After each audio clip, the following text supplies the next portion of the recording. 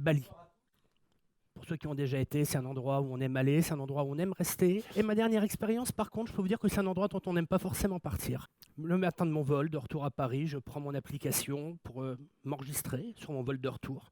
Et là, bug, il y a un problème avec votre billet, ça marche pas. J'essaye, erreur, erreur, erreur. Bon, c'est pas grave, je suis en vacances. Je gérerai ça le soir à l'aéroport lors de mon embarquement. J'arrive à l'aéroport. Ah non, monsieur, c'est pas possible. Comment c'est pas possible? Qu'est-ce qui va pas? Ben, il y a un problème sur votre billet. Oui, mais j'ai bien fait le vol aller, mais oui, mais il y a un problème sur votre billet. Qu'est-ce qui ne va pas? Je ne sais pas. Comment est-ce qu'on va le régler? C'est pas compliqué. Vous faites le premier tronçon jusqu'à Jakarta et à Jakarta, vous allez au guichet, ils vont régler ça. Non, mais j'ai 50 minutes pour reprendre ma correspondance. Vous allez voir, tout va très bien se passer. Un peu anxiogène, je prends le vol qui, naturellement, dans ces cas-là, part un peu en retard, est parqué loin à l'aéroport d'arrivée, donc après un sprint éperdu, j'arrive au guichet, et là, je trouve des gens, des vrais gens réels, derrière un écran, qui me disent bah, « on va regarder, vous inquiétez pas. Bon voilà votre carte d'embarquement. » Mais on n'avait pas dit qu'il y avait un problème, enfin, ça coinçait complètement avant. Bah non, il n'y a plus mention d'aucun problème, je peux embarquer, et je rentre tranquillement à Paris. Un peu anxiogène, hein, mais pour autant, je suis rentré. Pour autant, on a donné une appli, parce qu'une appli, c'est pas seulement un bout de techno qu'on met à disposition du client. Aujourd'hui, c'est une promesse d'expérience, c'est une promesse d'efficacité, c'est une promesse de rapidité. Et au lieu de faire son job, elle a, au contraire, été génératrice d'anxiété et de frustration. Aujourd'hui, pour autant, je continue à avoir de nombreuses entreprises qui viennent me voir avec un discours sur lequel je reconnais en général 3 éléments: transformation digitale, urgence, expérience client, application. Reprenons le benchmark absolu qui fait peur aujourd'hui. Uber. Ils ont fait une app, Uber. Ce sera un lien un peu vite en besogne. Si on reprend l'histoire depuis le début, les inventeurs, les créateurs de Uber se sont retrouvés un jour à Paris, après une conférence sur le web, justement, les pieds dans la neige, en train de chercher désespérément des taxis qui n'ont jamais montré le bout de leur nez. Puis il y avait des gens dans la rue qui attendaient également des taxis, qui ont peut-être fini par rentrer à pied.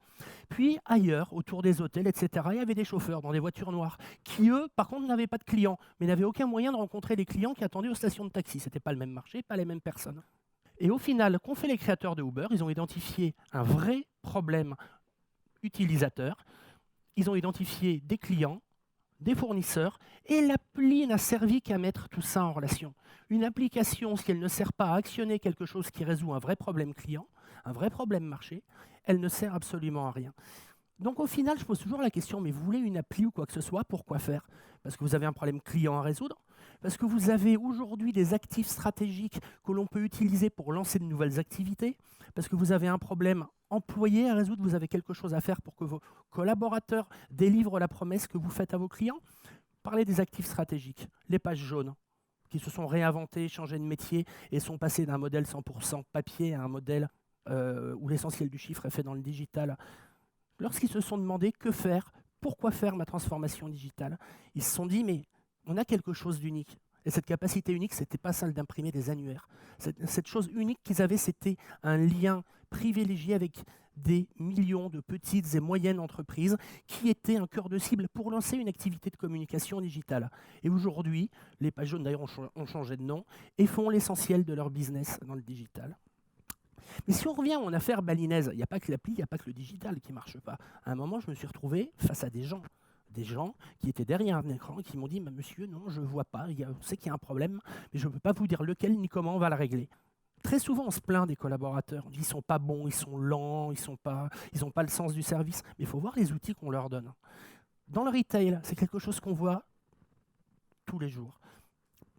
Rappelez-vous, historiquement, l'expérience en retail, c'est quoi? C'est vous, c'est moi, ignorant, on rentrait dans un magasin et on demandait aux vendeurs, sachant, tout puissant, quelle est la bonne marque, le bon modèle, lequel est le meilleur, qu'est-ce que je devrais acheter, et on remettait nos achats entre les mains de l'expert. Aujourd'hui, on rentre, on a notre iPhone, notre smartphone, on a comparé tous les modèles, les concurrents, on connaît les prix, on connaît même les stocks, on sait même s'il l'a en magasin, alors que lui, il faut qu'il aille chercher sur sa machine pour savoir s'il l'a en magasin, ce modèle-là.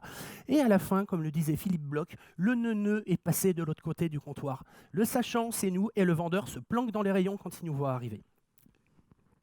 Autre expérience que vous faites également très souvent quand vous rentrez dans une agence ou quoi que ce soit, de vous rendre compte que ce que vous faites sur votre site, votre front office client qu'on vous donne à disposition en ligne, l'agent ou le conseiller en agence met 20 minutes pour le faire parce que lui, il n'a pas les mêmes applis. On n'a pas optimisé les outils qu'on lui a donnés, alors qu'on l'a fait côté client. C'est frustrant pour le client, frustrant pour le collaborateur et très mauvais pour le business de l'entreprise. Donc pour autant, il y a 2 ans de ça, Brian Solis nous disait que 88% des entreprises, 88% avaient commencé une initiative de transformation digitale et que 20% seulement savaient pourquoi. Pour tout ce que je vous ai dit, pour toutes les raisons que je viens d'évoquer, elles sont en train de comprendre la nécessité et l'urgence de se poser la question du pourquoi, et je n'ai aucun doute sur le fait que ça progresse. Mais une fois qu'on a le pourquoi, encore faut-il avoir le comment. On n'est pas, les exemples sont nombreux d'entreprises qui ont un plan stratégique, une ambition digitale formalisée, puis on voit que non, la mise en œuvre, ça déroule, ça coince quand même un peu.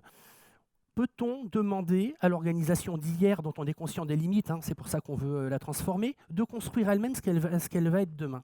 J'ai un très bon exemple qui a été donné lors d'une interview que le DSI d'AXA France avait donné pour mon blog l'année dernière, où il m'avait dit, mais en fait, on a un modèle en termes de delivery, c'est Spotify. Spotify valorisé, apprécié des clients.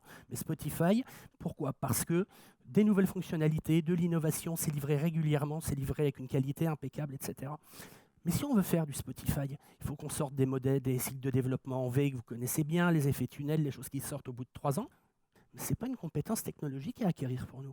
C'est apprendre à travailler différemment. Si on veut donner l'équivalent de Spotify à nos clients, on ne doit pas copier Spotify, on doit copier la manière dont Spotify est organisé et travaille. De manière générale, il y a 3 axes fondamentaux à suivre sur le comment de votre transformation digitale. Le premier, c'est la simplification. On est dans un monde complexe, tout le monde le raconte, on le sait, on l'entend tous les jours au bureau, il n'y a plus aucun doute. Mais comment est-ce qu'on y a répondu? On y a répondu par de la complication. Alors, quelques chiffres comme ça. Nos entreprises avaient, dans les années 50, pour celles qui existaient déjà, 4 à 7 impératifs de performance, indicateurs clés. Aujourd'hui, on est entre 35 et 50. 15 à 50% de ces indicateurs sont contradictoires. Ça veut dire que quand vous donnez un ordre à un collaborateur, il a autant de raisons de vous suivre que de faire le contraire. En termes de structure de contrôle, de process et de reporting, ils ont augmenté, suivant les entreprises, entre 50 et 350%. 35 depuis les 15 dernières années. En 15 ans, 35 fois plus d'indicateurs, de structures de contrôle et de reporting dans certaines entreprises.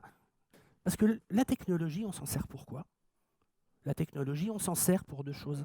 Pour aller plus vite et à plus grande échelle. Quand on veut digitaliser une activité, un process, mais qu'on s'en sert pour digitaliser une activité ou un process qui sont complexes, dysfonctionnels, on les met sous stress et à la fin, on fait quoi? On fait n'importe quoi plus vite et à plus grande échelle. On déçoit les clients plus vite et à plus grande échelle. On frustre les collaborateurs plus vite et à plus grande échelle. Le deuxième axe, c'est apprendre à oser. Je ne connais pas un des grands patrons du CAC et des environs de AXA, General Electric, qui ne tiennent ce discours. Il faut apprendre à oser. Dans le digital, on découvre, on apprend en marchant. On va tenter des initiatives qui certaines vont fonctionner, d'autres vont échouer. On ne sait pas lesquelles. Il faut oser. Ça, c'est le discours général. Quand il y a une culture managériale qui est beaucoup plus à l'aise avec le bâton qu'avec la carotte, lorsque, expérience vécue dernièrement, on me dit « je dois faire tourner l'existant », investir pour découvrir le futur, et en plus faire 5% des EBITDA en plus de l'année dernière, je fais quoi? Est-ce que je sauve mon job ou est-ce que je fais mon job? Je vous laisse avec cette équation. Et la troisième chose, c'est recruter. On le sait, dans les entreprises, nous avons des collaborateurs, ils sont là, c'est un patrimoine, c'est un existant, il y a pour certains un saut quantique à effectuer. Pour autant, il va falloir les accompagner, ça va prendre du temps. Le logiciel le plus dur à upgrader dans une entreprise, c'est l'homme. Plus complexe qu'un ERP, l'être humain. Mais pour autant, on sait qu'il faut les accompagner. Et qu'est-ce qu'on fait? On recrute leurs clones. On recrute les clones de ceux qu'on a envie de faire changer, plutôt que de recruter la cible de ce qu'on voudrait que les autres deviennent. Moralité, l'entreprise a du mal de se mettre en mouvement, elle n'ose pas, elle n'innove pas, elle ne se dote pas de rôles modèles qui peuvent servir d'inspiration aux autres. Une entreprise qui ose, une entreprise qui innove, c'est aussi des RH qui osent et qui innovent, plutôt que de recruter les clones qu'on a toujours recrutés jusqu'à présent. Conclusion, que vous soyez au stade du pourquoi ou du comment de votre transformation digitale, il y a une chose qu'il faut garder en tête. Le but d'une entreprise, c'est de servir des clients. Et pour y parvenir, elle doit impérativement commencer par servir ses collaborateurs. Il n'y aura jamais d'expérience client sans expérience employée. Merci.